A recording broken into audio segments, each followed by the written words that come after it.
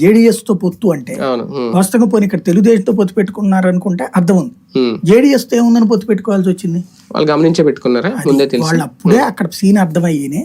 వాస్తవంగా ఒరిస్సా కూడా పెట్టుకునేవాళ్లే, కానీ ఒరిస్సాలో పార్టీ మేము గెలుచుకొస్తాం వదిలేయండి అని అడిగారు. అక్కడే కదా గ్యాప్ వచ్చి ఎక్కువ వచ్చినాయి కదా సీట్లు ఒరిస్సాలో. చివరికి ఈ దఫా వాళ్ళని కవర్ చేసింది ఒరిస్సా ఓ రకంగా. తమిళనాడు ఒక్క విషయంలోనే వాళ్ళు తేడా చేసుకుంది. తమిళనాడు కనుక ఏఐడిఎంకేతో పొత్తు పెట్టుకుంటే కొట్టేసేవాళ్ళు ఇంకో పాతికి. ఈ గ్యాప్ ఉండేది కాదు. ఎందుకంటే తమిళనాడులో అధికార పక్షం ఎవరైతే ఉంటారో వాళ్ళకి ప్రతిపక్షంలో ఉన్నటువంటి వాళ్ళకి ఇందులో వచ్చేది. ఇది ఎంపీ ఎలక్షన్ లో గెలిచేవాడు. ఇప్పుడు మొన్న అక్కడ జరిగినటువంటి వీళ్ళిద్దరి ఓటింగ్ చూస్తే ఏఐడిఎంకేను బీజేపీ భారీ ఇది వచ్చేసేది. 39 కొట్టి అవతల పడేసేవాడు. విడిపోవడం వల్ల జరిగింది అక్కడ.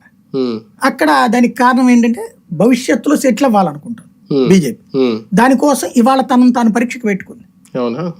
అది ఇక్కడ దక్షిణాదిలో బలపడింది. కేరళలో 19% ఓటింగ్ వచ్చింది, తమిళనాడులో 12% ఓటింగ్ వచ్చింది, ఆంధ్రప్రదేశ్ లో సీట్లే 3 పార్లమెంట్ కొట్టింది, 8 అసెంబ్లీ కొట్టింది, తెలంగాణలో 8 పార్లమెంట్ కొట్టింది, కర్ణాటకలో అధికారంలో ఉన్న కాంగ్రెస్ కాదని 17 సీట్లు కొట్టుకొచ్చింది.